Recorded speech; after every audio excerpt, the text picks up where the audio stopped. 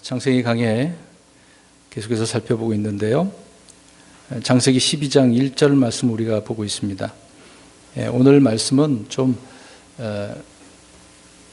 넓게 생각하는 부분이라고 보시면 좋을 것 같습니다. 우리가 지난 시간까지 이제 11장까지가 되겠죠. 아담의 이제 창조부터 시작을 해서 이제 아브라함을 부르시는 그 전까지가 대략 2000년이 좀 넘습니다. 아브라함이 태어날 때가 아브라함을 부르실 때가 2083년이거든요. 그러니까 엄청난 시간이 지나갔다는 것을 알 수가 있습니다. 그 기간에 창조가 있었죠. 에덴에서 쫓겨나게 되어졌고, 또 사람들의 수가 늘어질 때 사람들은 타락을 한 것을 우리가 보게 되어집니다.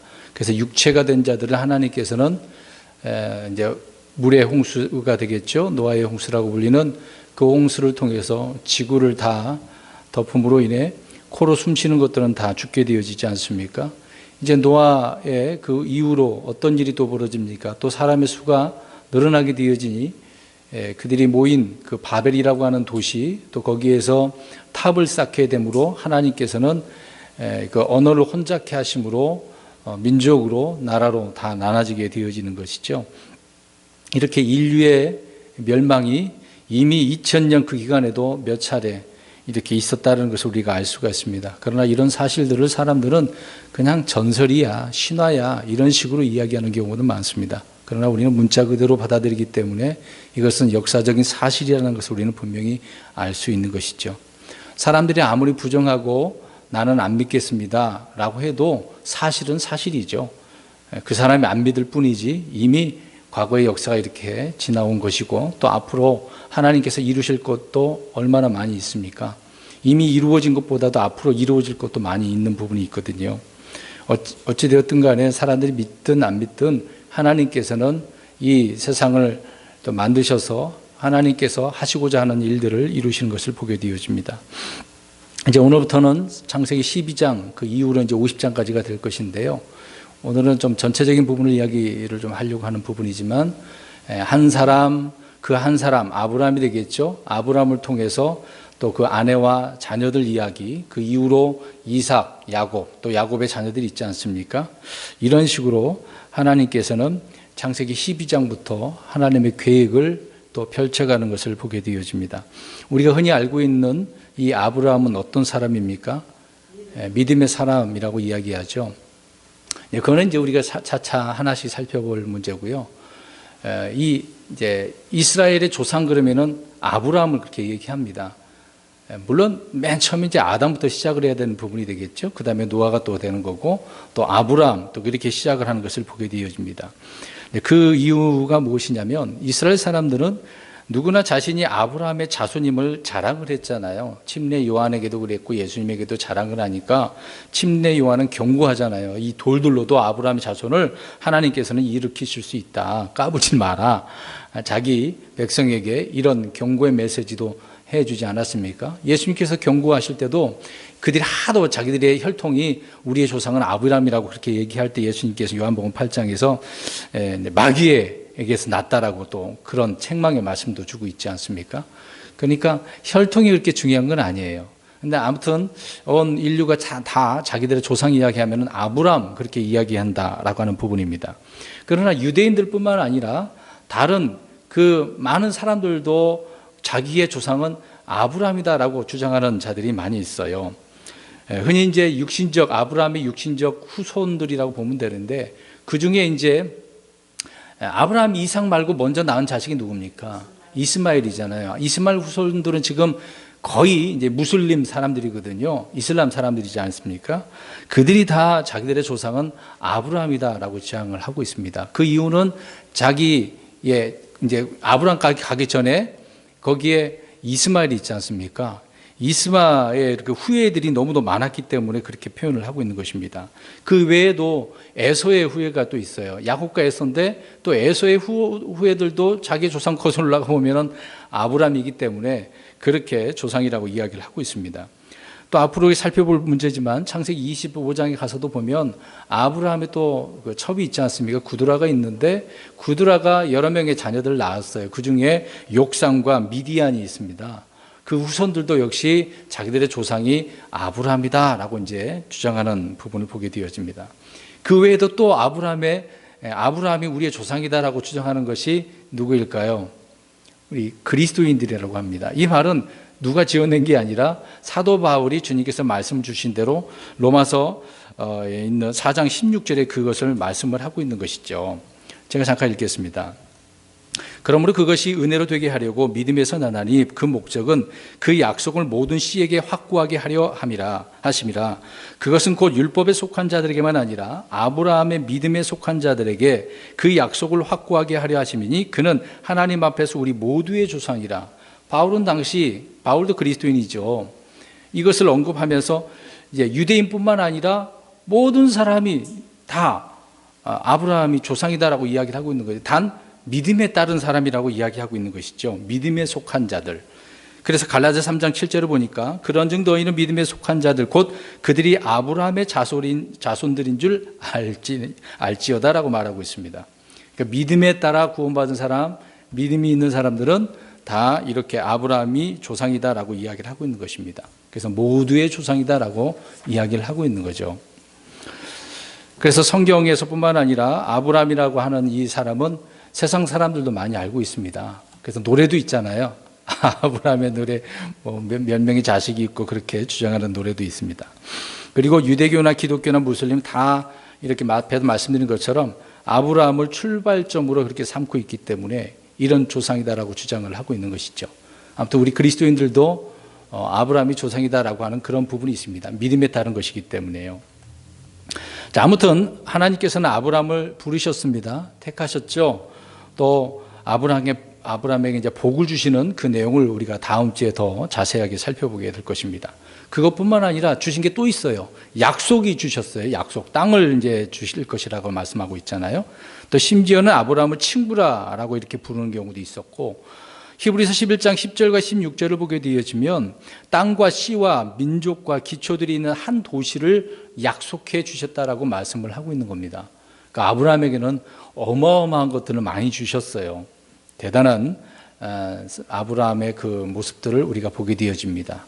그래서 아브라함에 대해서는 아주 자세하게 다음 주부터 계속해서 말씀을 드릴 것입니다.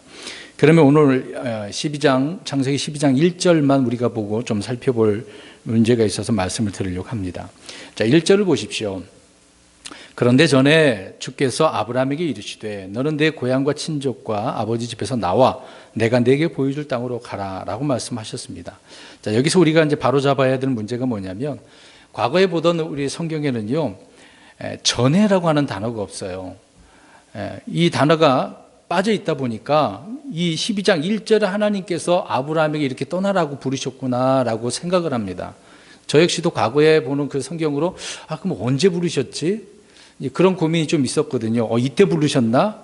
그래서 우리 지난주에도 잠깐 말씀을 언급한 부분이 있었습니다만은 분명히 영어 킹제임스 성경에서는요, 과거 완료 시제로서 전에라고 기록을 하고 있기 때문에 한국말로도 전에 그렇게 이제 기록을 하고 있습니다. 영어로는 이제 had said라고 하거든요. 이미 부르셨다라고 하는 부분인 것이죠. 그래서 언제 불렀는지를 알면 우리가 이제 앞뒤가 정확하게 알 수가 있는 부분이 있습니다. 왜 이 말을 하냐면 오해를 한단 말이죠. 이 구절을 말씀한 그 내용을 보면은 하란의 때라고 생각하기 때문에 그래요. 하란에서 하나님께서 이 말씀하신 줄로 착각할 수 있기 때문에, 오해할 수 있기 때문에 그렇다는 것입니다. 분명히 순서적으로는 하나님은 이미 그 전에 어디에서 부르셨어요? 갈대아 우루. 그게 이제 사도행전 7장 2절, 3절, 4절에 나오잖아요. 스데반이 분명히 2절에 그러지 않습니까? 하란에 거하기 전, 그러니까 하란이 아니라는 거죠. 그 전 메소포타미아 있을 때, 그러니까 갈대아 우루에 있을 때 하나님께서는 나타나셔서 그에게 이르시되 이렇게 말씀하셨다라고 분명히 스데반은 말씀을 하고 있는 겁니다. 그러니까 다른 데서 이렇게 보완 설명이 되어져 있기 때문에 우리는 성경이 이렇게 정확하다는 것을 알 수가 있는 것이죠. 아무튼 주님께서는 하란이 아니라 메소포타미아 곧 갈대아 우르에 있을 때 아브라함에게 나타나셔서 말씀을 주셨습니다. 우리가 이제 알 수 있듯이 아브라함의 아버지는 어떤 사람이라고 그랬습니까? 우상을 숭배하는, 또 만들어서 장사하는 그런 사람이었다는 거죠. 그런데 하나님께서는 아브라함을 부르셨고 친히 보여주실 그 땅으로 가라고 명령을 하셨습니다. 우리가 알다시피 아브라함은 순종해서 가게 되어지죠. 또 이제 정체적인 부분을 좀 잠깐 말씀드리자면, 창세기는 아브라함을 중심으로 해서 이제 중심을 한다면 그 아브라함 전, 아담서부터 아브라함 전까지, 이제 또 아브라함을 중심으로 해서 아브라함을 통해서 그 다음 50장까지, 그렇게 지금 시대까지 그렇게 생각하면 좋을 것 같습니다. 자, 그래서 하나님께서는 아브라함의 중심을 통해서 인류 전체를 지금 다루고 있고 또 한 개인을 다루고 있는 것을 보게 되어집니다. 과거는 인류 전체지만 이제 한 개인을 자꾸 말씀을 하고 계셔요. 이제 앞으로 너희가 아니라 너, 내게, 또 너로부터 내가, 내 고향, 이런 식으로 계속 단수로 지명을 해서 말씀을 하게 되어지는 것입니다. 창세기 11장까지 수많은 민족들이 있었죠. 흩어지게 됨으로 인해서 땅들도 있었고 땅이 나누어지게 되었으니까요. 이제 그런 부분 속에서 이제부터는 한 개인, 또 한 가족, 한 민족, 한 땅, 이렇게 변화가 이루어진 것을 보게 되어집니다. 그래서 이제 아브라함을 흩어져 있는 그 중에서 아브라함을 택하셔서 한 사람을 통해서 한 민족이 되고 또 큰 민족을 이루죠. 언어가 또 하나이니까 또 한 땅에서, 가나안 땅에서 이제 살게 되어지는 부분인 것입니다. 그런데 이제 문제가 있습니다. 유대인들이 주장하는 것처럼 오직 아브라함과 그의 후손이 이스라엘 외에는 어떤 민족과는 상관이 없을까라고 하는 부분인데 그게 아니라는 것이죠. 자, 3절 보시면 이제 다음 주에 말씀드릴 것입니다. 후반절에 보니까 내 안에서 땅의 모든 가족들이 복을 받으리라 하셨더라 라고 말씀하고 있습니다. 내 안에서, 이제 아브라함을 통해서 그 이후에 그 후손들이 되겠죠. 그러니까 아브라함을 통해서 이제 땅의 모든 가족들이 뭘 받는데요? 복을 받으리라 라고 이야기를 하고 있습니다. 그러니까 아브라함을 부르시고 택하시고 또 이렇게 하나님께 이렇게 부르신 이유는 아브라함 개인이나 그 이후에 유대 민족뿐만 아니라 땅의 모든 가족들이 복을 받게 하시기 위해서 이렇게 불렀다라고 말씀을 하고 있는 것이죠. 그래서 성경은 이제 이때서부터 이방인들, 이교도들, 민족들, 섬들, 언어들, 이런 내용, 다양한 족속들이 성경에 기록되어져 있습니다. 아무튼 이제 아브라함의 그 씨에게 하나님께서는 또 복을 받게 하신다라고 말씀하고 있는데 그것이 바로 예수 그리스도를 통해서 우리는 또 복을 받게 되어지는 거죠. 그래서 사도행전 3장 25절 끝부분만 제가 읽겠습니다. 아브라함에게 이르신 내 씨 안에서 땅의 모든 족속들이 복을 받으리라 하였으므로, 그렇게 이야기를 합니다. 그래서 모든 사람들이 아브라함을 통해서 이제 복을 받게 되어지는 거죠. 근데 이 복을 받기 싫은 사람이 많습니다. 자, 우리 갈라디아서 3장 8절 보겠습니다. 그럼 누가 복을 받겠느냐라고 하는 부분이죠. 모두라고 그랬으니까 우리는 눈치를 채고 또 이 갈라디아 3장 8절을 읽고 보겠습니다. 땅의 모든 족속들이라고 이야기하는데 갈라디아서 3장 8절입니다. 시작. 또 하나님께서 믿음을 통해 이교도들을 의롭게 하려 하심을 성경 기록이 미리 보고 아브라함에게 미리 복음을 선포하여 이르되 내 안에서 모든 민족들이 복을 받으리라 하였으니. 바울이 지금 과거의 일을 가지고 뭔가 언급을 하고 있잖아요. 믿음을 통해, 또 믿음을 강조하잖아요. 그래서 아브라함의 그 시를 통해 믿음에 대해 설명을 하고 있죠. 그래서 우리 예수님께서 믿음을 이야기하고 있는 것이고, 그래서 예수님을 통해, 아브라함을 통해서 모든 민족들이 복을 받게 되어지는 거다라고 이야기합니다. 그러니까 한 사람 아브라함과 그 시를 통해서 성경은 땅의 모든 가족, 모든 족속, 모든 민족들이 복을 받는다, 이렇게 말씀을 하고 있는 겁니다. 그래서 저와 여러분도 복을 받은 거죠. 복을 받을 것이가 아닙니다. 주님을 믿음으로 말미암아 은혜로 구원받으면 그 순간에 뭘 받는다고요? 복을 받는 거예요. 복 달라고 이야기할 필요도 없어요. 복을 순간 받는다니까요. 우리는 이 땅의 복이 아니라 어떤 복이라고 그랬습니까? 하늘의 초소들에는 영적인 복이죠. 그거를 우리가 좀 나눠야 됩니다. 그러면 아브라함의 후손이라고 하니까 아브라함에게 약속하셨던 그 땅, 이 땅을 이야기하려고 사람들은 생각합니다. 뒤에서 말씀드리겠습니다. 전혀 아니라는 것이죠. 그 부분이 좀 다른 점입니다. 창세기 12장은 인류 역사의 하나의 이제 전환점이 되는 그런 장인 것을 우리가 보게 되어지는데요. 아무튼 11장까지는 히브리 민족이 저는 나오진 않아요. 이제 12장부터는 히브리 민족, 히브리라는 단어가 반복돼서 좀 나오게 되어집니다. 그래서 창세기 12장부터 사도행전 12장까지는 히브리 민족 중심의 역사인 것을 보게 되어집니다. 오랜 시간 동안 히브리, 이제 유대인들을 중심으로 해서 이렇게 하나님께서는 역사를 이루어 가시기 때문에 그러는 거죠. 지금 현재 교회 시대에는요, 예수 그리스도를 거부한 유대인들, 히브리 민족이 되겠죠. 유대인들은 온 땅이 어떻게 되어져 있습니까? 흩어져 있죠. 지금 뭐 돌아가고 있는 사정이 있고요. 이제 성경적으로 표현한다면 그들이 꺾여버렸다라고 이야기합니다. 그래서 지금은 이방인들의 시대가 되어진 거죠. 유대인 중심, 히브리 민족 중심으로 되어져야 되는데 이방인의 뜰, 그렇게 표현하잖아요. 이방인의 시대가 되어진 것이죠. 그러나 이제 앞으로 이스라엘이 어떻게 될지를 우리는 알고 있습니까? 회복되어진다는 것. 7년의 환란을 거쳐서 이스라엘이 회복되어짐으로 천년왕국 그때는 온 땅을 다스리는 히브리 민족이 다시 부활하게 되어지는, 회복되어지는 것을 보게 되어집니다. 그래서 민족적인 부활을 보게 되어지는 거죠. 그래서 이스라엘은 지금 벌어진 게 아니에요. 근데 이것을 사람들은 오해를 하죠. 이미 이스라엘은 끝났다. 그래서 그 이스라엘을 대체해서 그리스도인들이 이제 후손들이다. 이제 그런 주장을 합니다. 일부는 맞지만 일부는 옳지 않은 내용들이죠. 그런 부분은 교리적인 것이기 때문에 다음에 다루기로 하고요. 오늘 계속해서 우리 12장을 계속해서 보시기 바랍니다. 자, 인류 역사의 세 번째 새로운 시작이 되는 것인데요. 왜 이렇게 표현하냐면 이미 첫 번째는 아담을 통해서 하나님은 시작을 하셨지 않습니까? 근데 뱀에 의해서 유혹을 받아 이브와 아담이 어떻게 했습니까? 그 시험에 실패를 했어요. 그래서 그들이 이제 에덴에서 쫓겨나게 되어지죠. 그리고 그 이후에 죄와 불법이 충만하고 결국은 물로서 심판을 당하게 되어지는 겁니다. 그래서 첫 번째 인류가 그렇게 시작을 했다가 심판을 당하게 되어지는 것을 보죠. 두 번째는 이제 노아를 통해서 다시 시작을 했습니다. 그러나 노아의 그 자손들이 또 어떻게 됐습니까? 인구가 늘어나다 보니까 문제가 생겼죠. 뭐 노아부터 보면은 노아가 이제 술 취하게 되어지죠. 또 그때 함은 자기 아버지를 어떻게 합니까? 겁탈하는 거죠. 그 함에 범죄가 있어요. 근데 누구를 저주했어요? 함을 저주하는 게 아니라 가나안을 저주했습니다.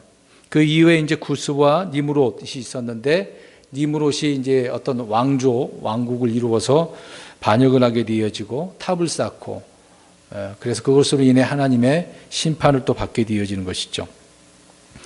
그러니까 노아의 그때 이제 셈이 오래 살았는데 그 셈이 오래 살면서 온갖 것들을 다 보게 되어지지 않습니까? 다시 우상 숭배로 가득한 그런 때를 보게 되어집니다.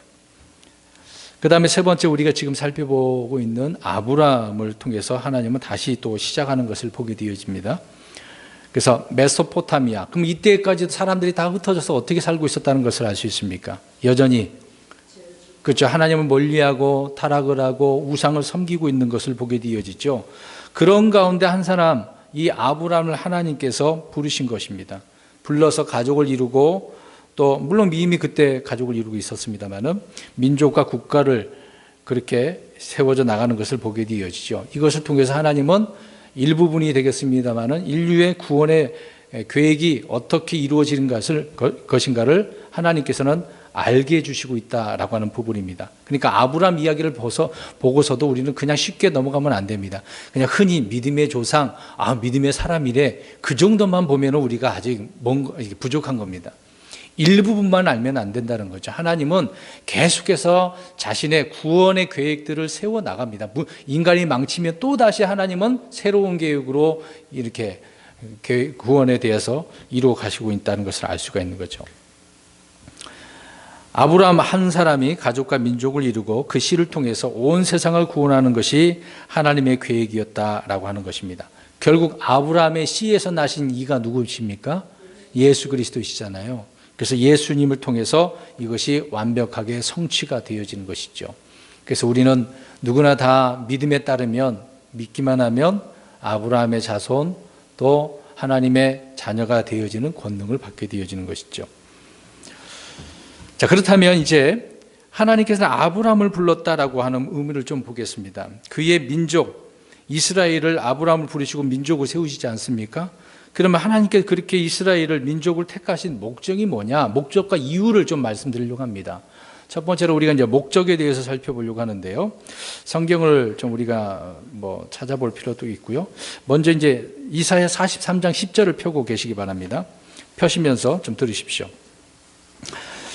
자, 이스라엘 이제 아브라함의 후손들이 민족을 이루게 되는 것인데요. 그들이 먼저 하나님을 찾은 건 아니잖아요.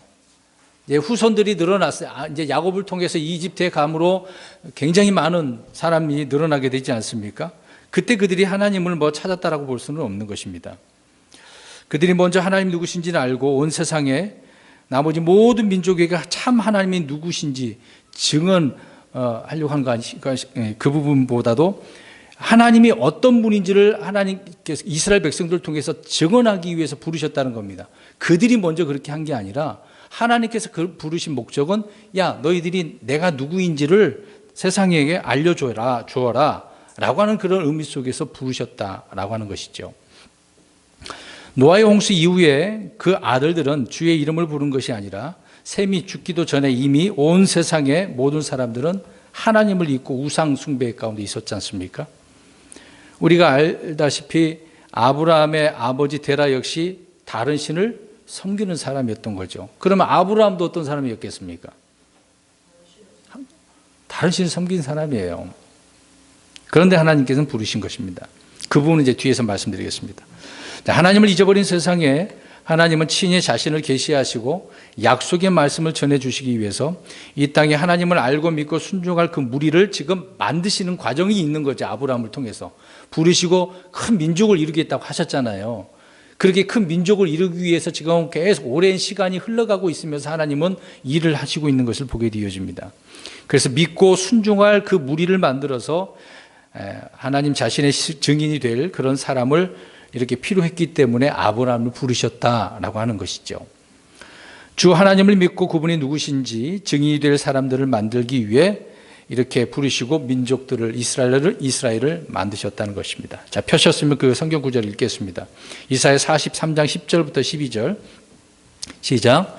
주가 말하노라 너희는 나의 증인이요 내가 택한 나의 종이니 이것은 너희가 나를 알고 나를 믿으며 내가 그인 줄 깨닫게 하려 함이라. 나 이전에 지어진 신이 없었으며 나 이후에도 없으리라. 나 곧 나는 주니라. 나 외에 구원자가 없느니라.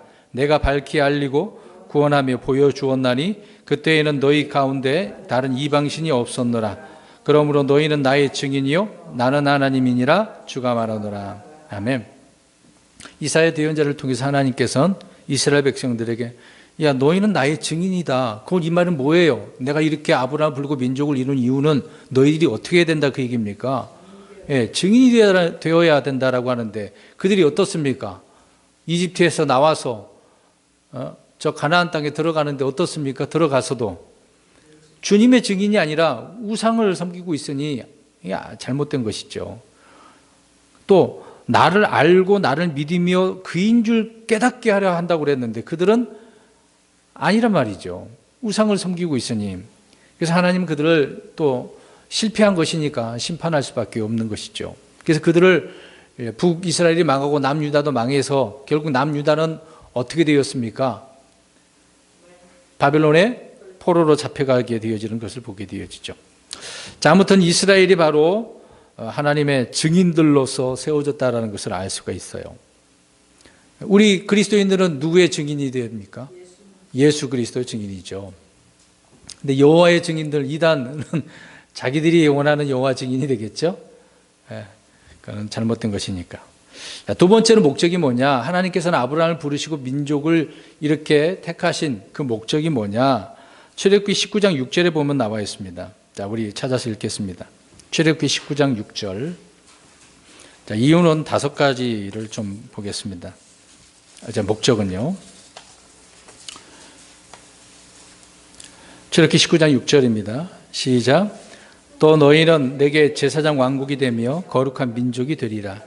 내가 이스라엘 자손에게 구할 말들이 이러하니라.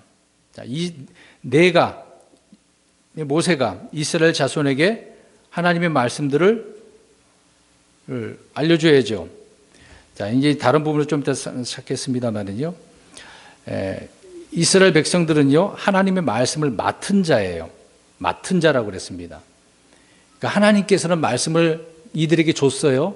근데 이 말씀들을 그들은 어떻게 해야 돼요?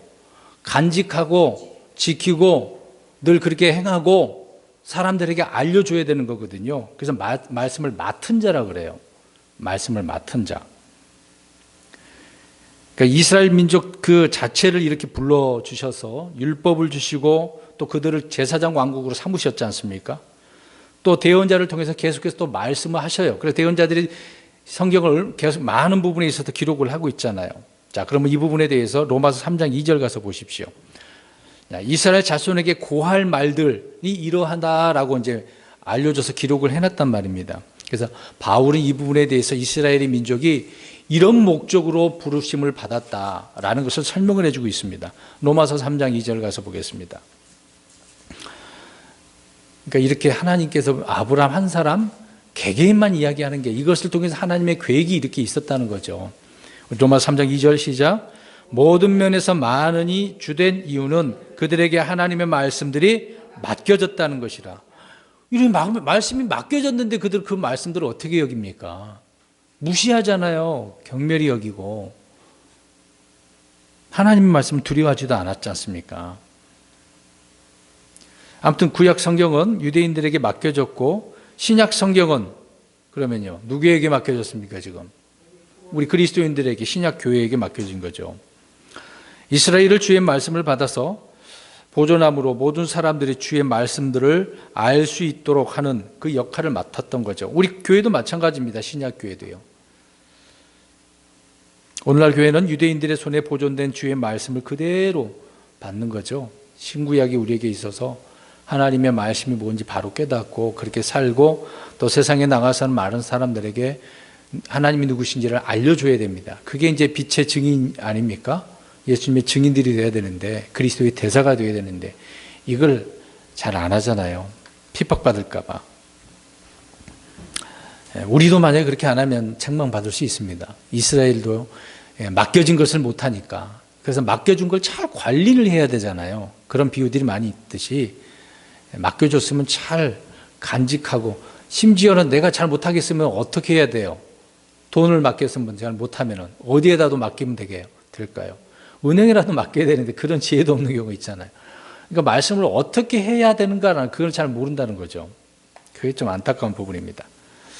아무튼 이스라엘 백성들에게 말씀들을 맡기셨어요. 보관하도록.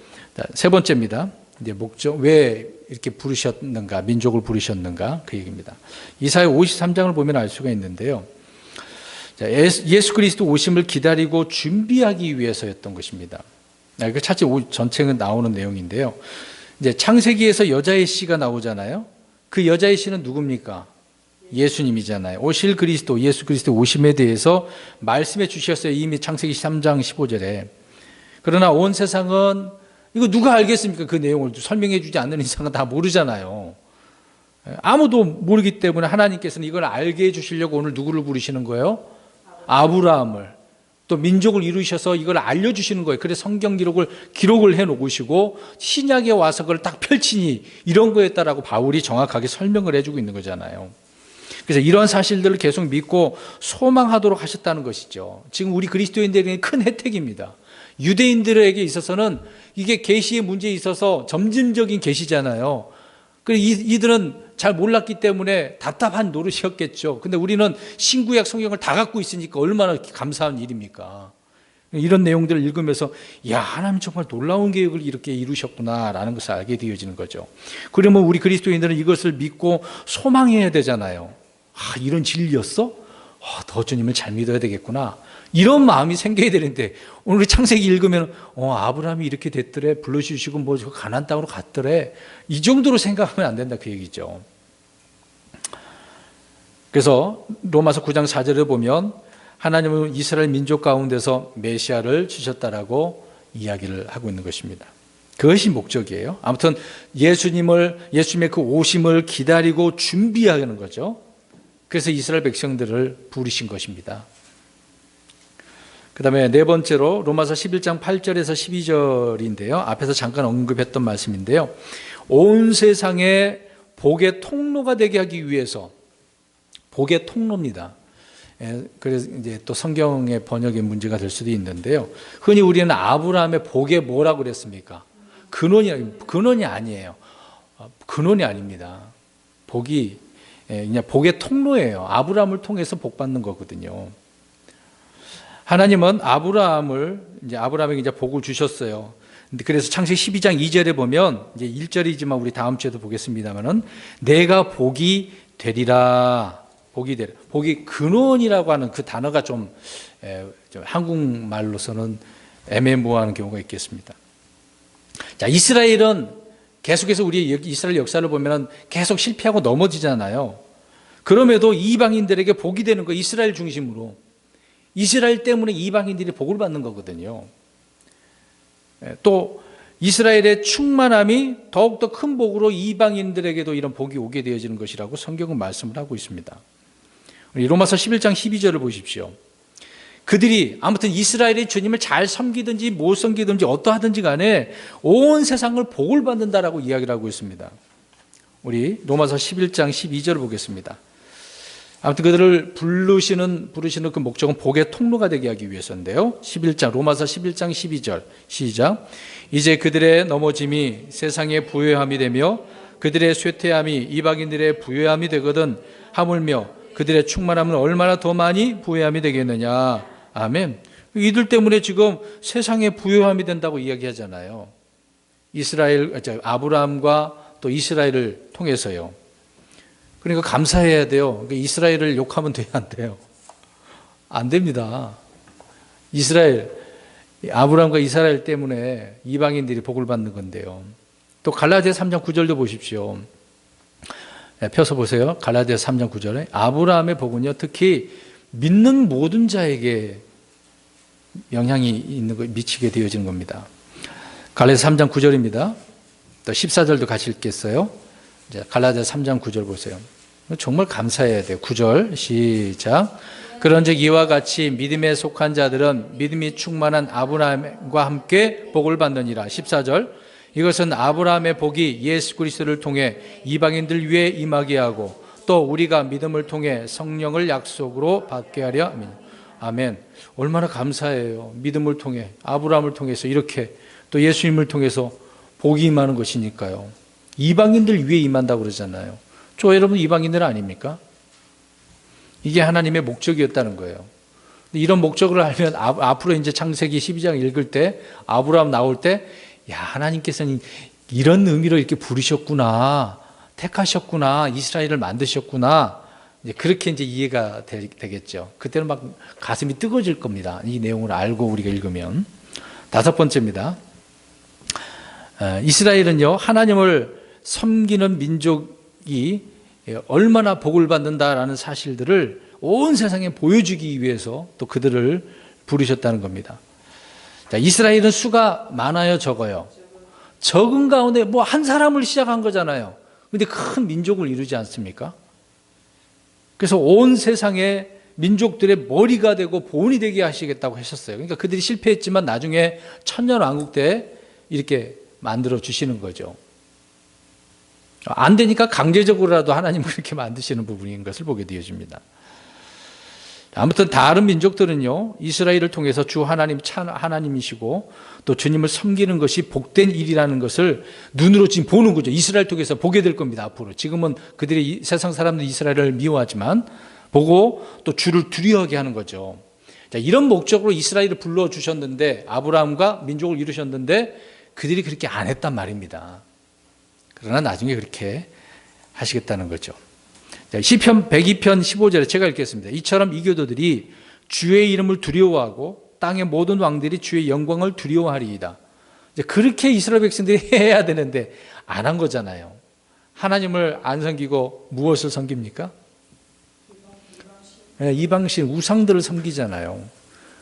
그런 위치에 있는데 어떻게 주님을 두려워하게 만듭니까? 오히려 하나님을 조롱하잖아요. 욕하잖아요. 여러분 블레셋 장군 골리앗을 보세요. 이스라엘과 전쟁하고 있었을 때 어떻게 했습니까? 날마다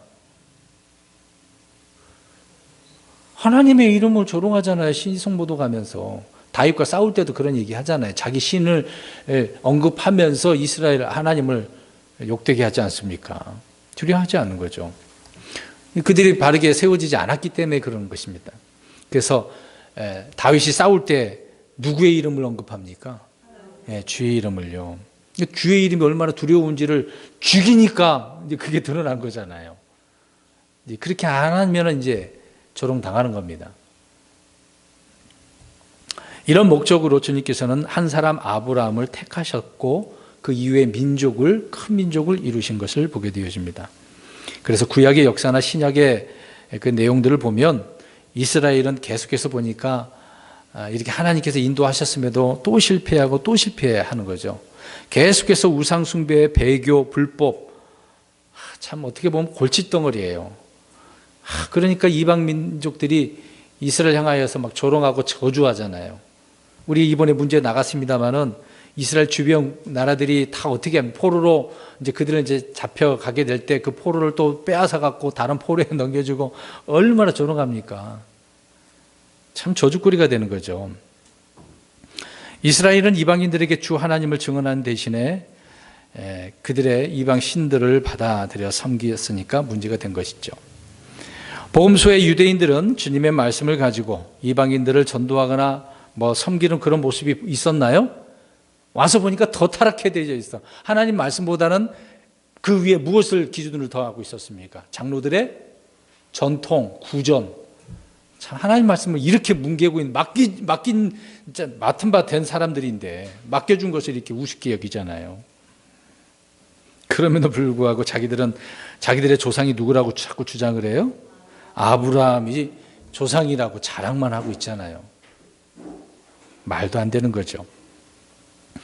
이런 백성들을 향하여 예수님께서는 사역을 시작하실 때 회당에서 어떻게 하셨어요? 성경을 쫙 펴시고 이방인들이 그러고 있으니까 그 복이 누구에게 갔다는 것을 이야기할까요? 이방인에게. 자, 그 구절 보겠습니다. 누가복음 4장입니다.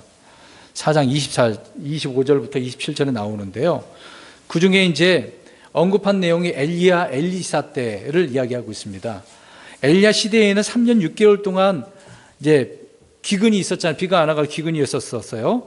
그때 이스라엘에 많은 과부가 있었는데 4장 26절 보세요. 엘리야가 어디로 갔어요? 자, 그거 보겠습니다.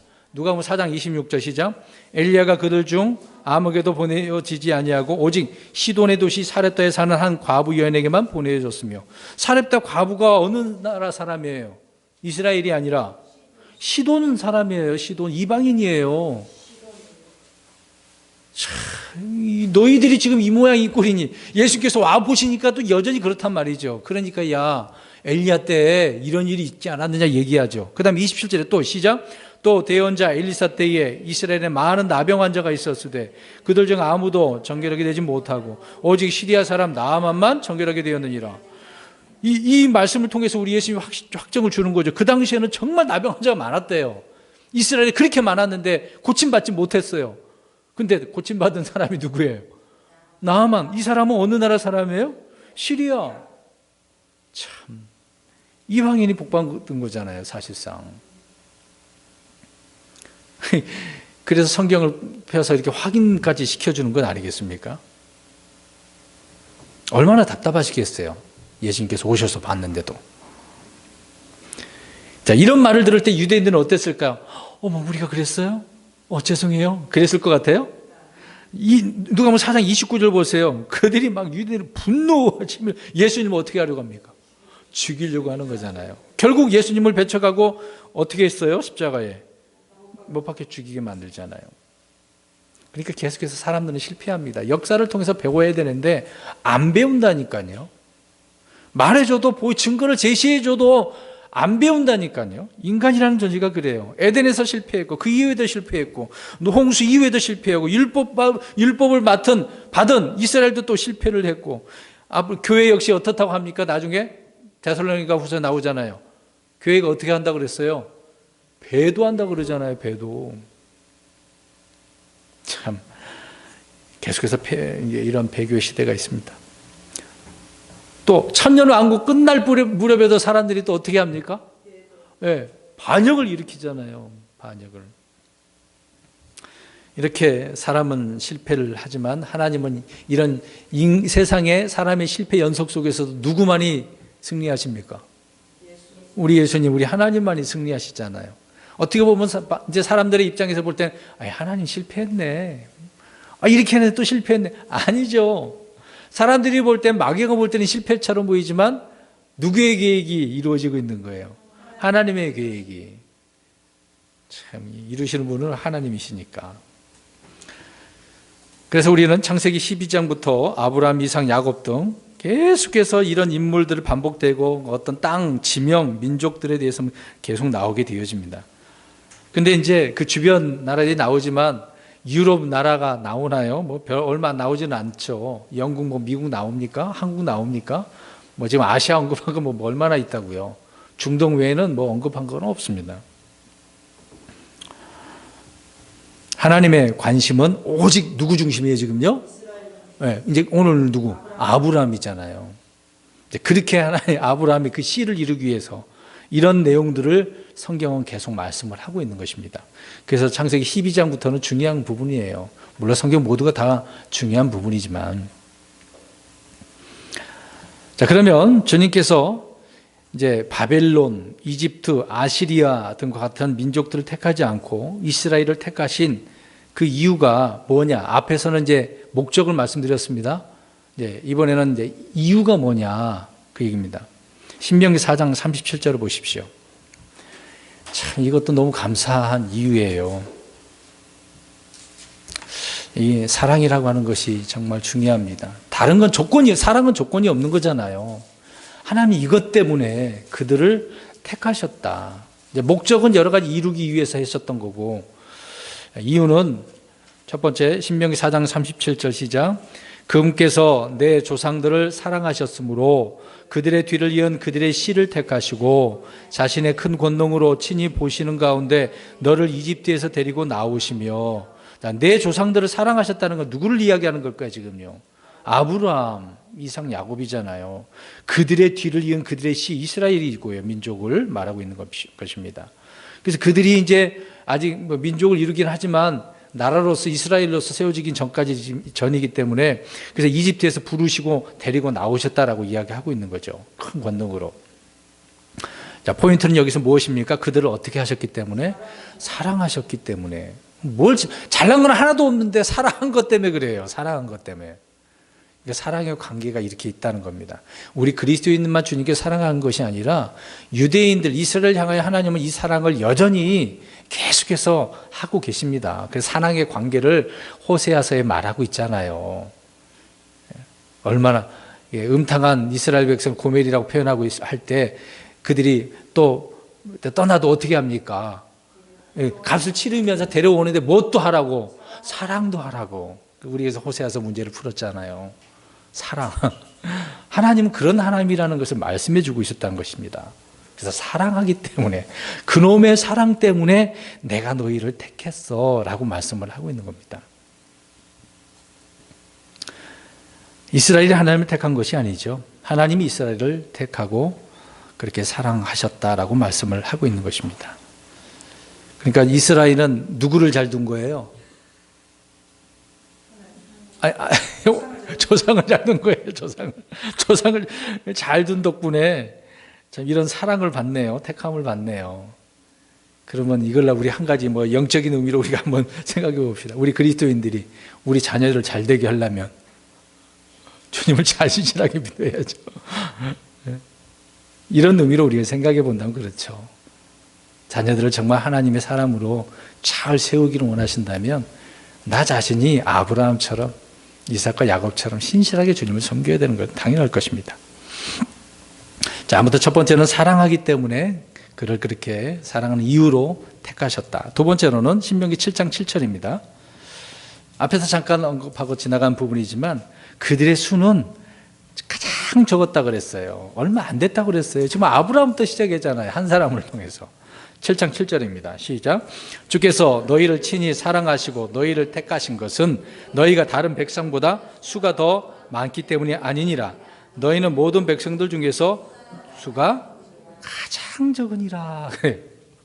가장 적대잖아요. 그럼 다른 백성들, 민족들은 어마어마한 거죠. 뭐 주변에 이집트도 있을 것이고 바빌론도 있을 것이고 로마도 있었지 않겠습니까? 그런 민족은 안 택하셨대잖아요. 다수가 아니라 언제나 소수예요. 그래서 성경을 잘 봐야 됩니다. 지금 이 현재 시대에는요, 다수가 어떤 시대입니까? 다수가 질리고 이기고 그 힘을 어떻게 해결을 해요? 거짓인데도 다수가 이게 진리다 그러면 진리에 따라가는 거죠.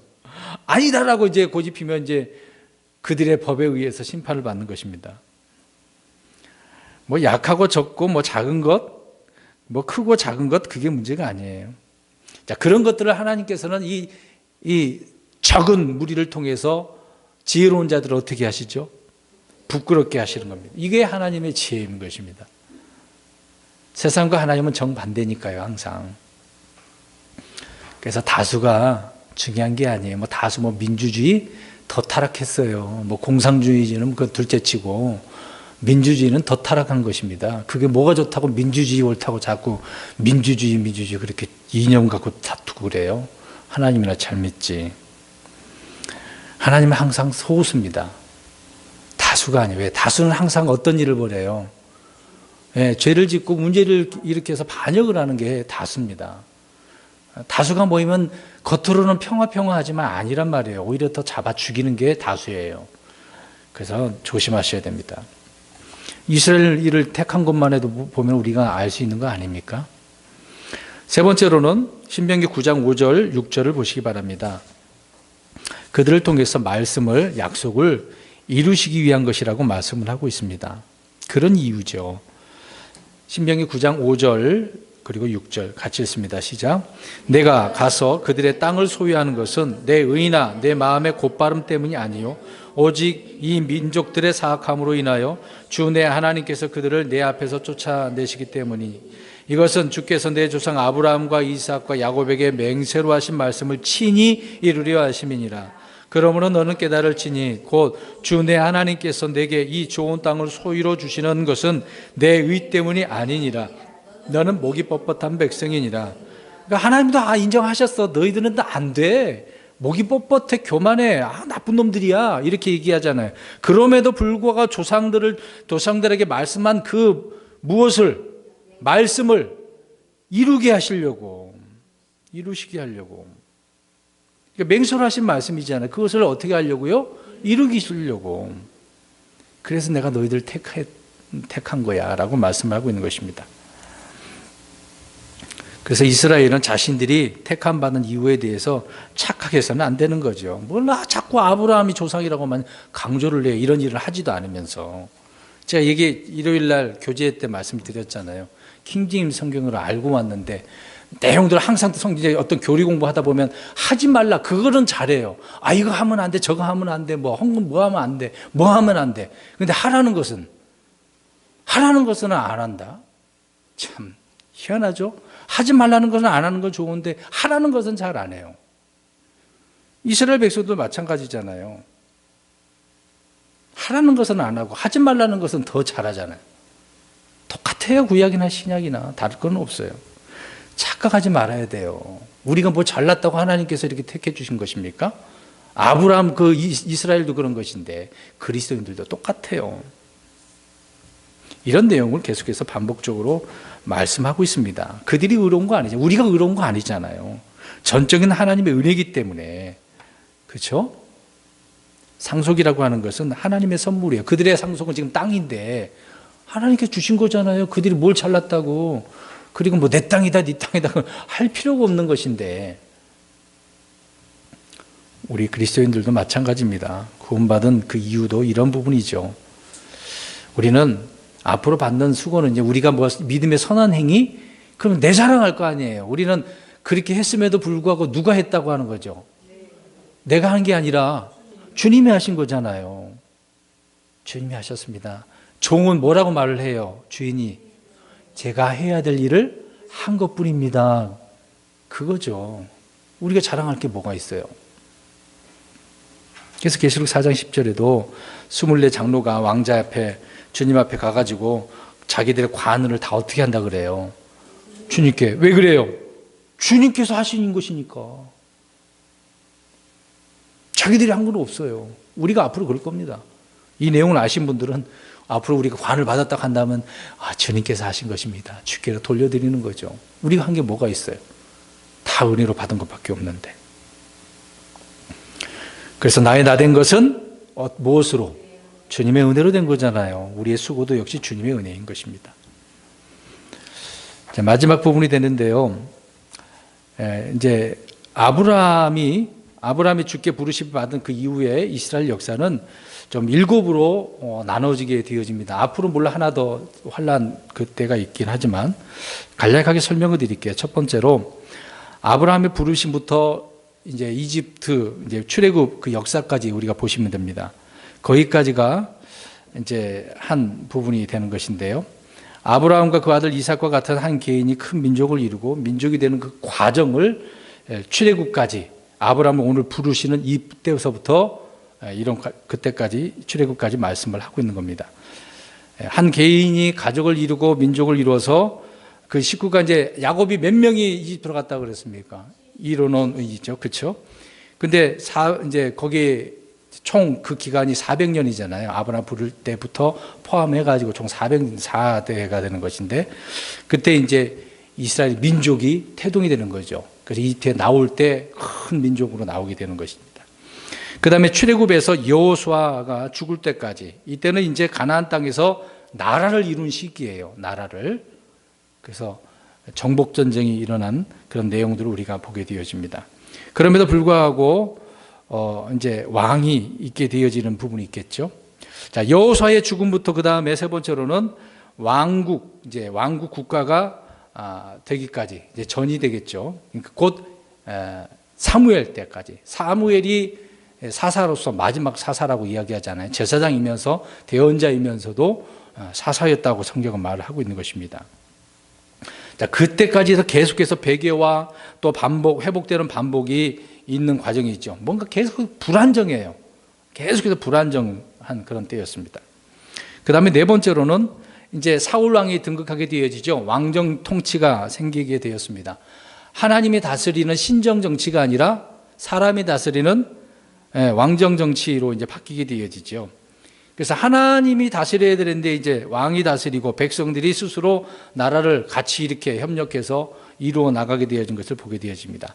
결국 그렇게 왕정이 시작을 되긴 했지만 마지막에 어떻게 됩니까? 망해가지고 포로로 잡혀가지고 흩어지게 되어지는 거죠.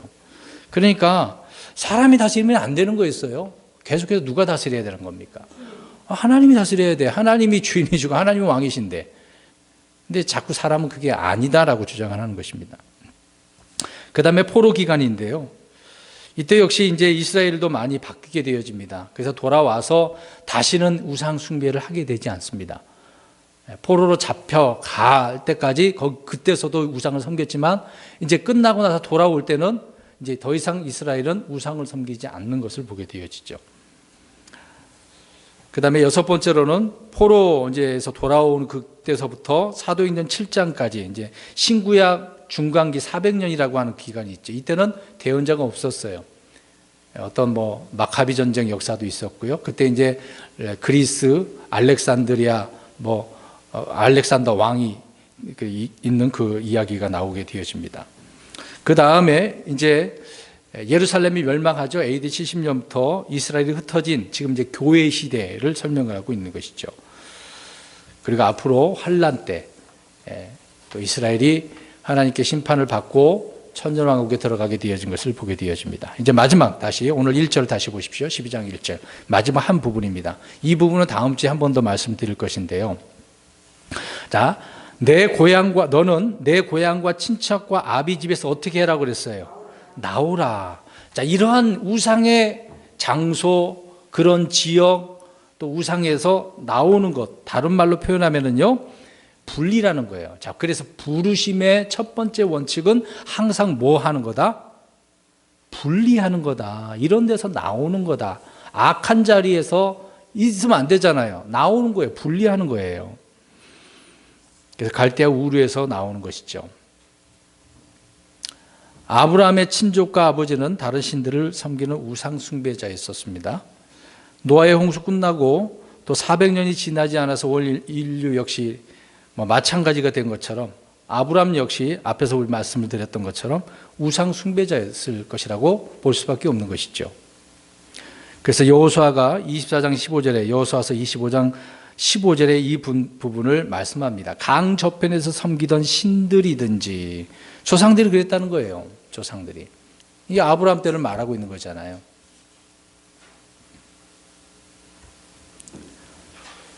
그래서 하나님은 그들이 섬기고 있던 그런 신들에서 분리를 시키신 겁니다. 아브라함에게. 거기서 나와. 그거 가짜야. 참신 하나, 신 바로 나를 섬겨야 돼. 그래서 알려주셨던 것이죠. 그런 것처럼 교회도 역시 세상에서 불러냄을 받은 무리라고 이야기하고 있지 않습니까? 그래서 에클레시아 그런 표현들을 하고 있습니다. 그래서 우리는 자꾸 합치는 게 아니라 어떤 목적이어야 돼요? 항상 뭔가 사람들 모이자 그러면 우리는 어떻게 해야 돼요? 분리해야 돼요. 거기서 나와야 된다고요. 그런 자리에서는. 믿음의 사람들은 괜찮은데 또 믿음의 사람들 자꾸 인간적으로 뭔가 하려고 하면 안 되죠. 올바른 것이 아니면 나와야 되는 거고요. 제대로 올바른 크리스찬, 영적인 크리스찬이 돼야 되는데 육신적인 크리스찬이라고 한다면 거기서 또 어떻게 해야 돼요?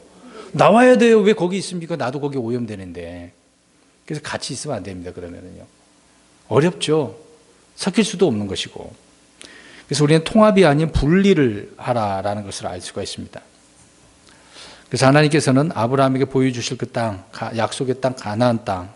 근데 거기에 보면은 우리 이제 잘못 오해를 할 수 있습니다. 줄 땅이 아니에요. 자, 오늘 보게 되어지면 1절에 보면 어떻게 해요?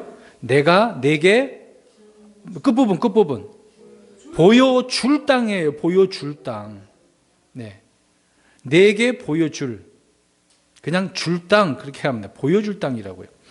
근데 보여준다고 그랬잖아요. 근데 아브라함이 그러면 살아있을 때 땅을 받았을까요? 안 받았어요.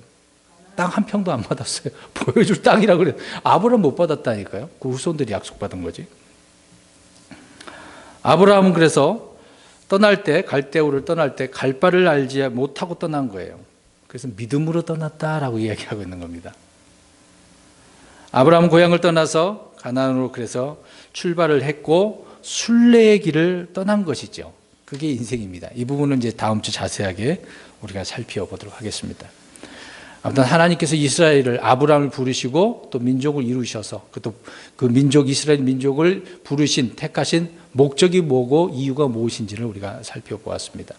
그 중에서 우리는 분리의 원칙을 따라서 항상 우리는 소수 이 세상에서 분리되는 그리스도인으로 살아가는 저와 여러분이 되시기를 주의 이름으로 축원합니다.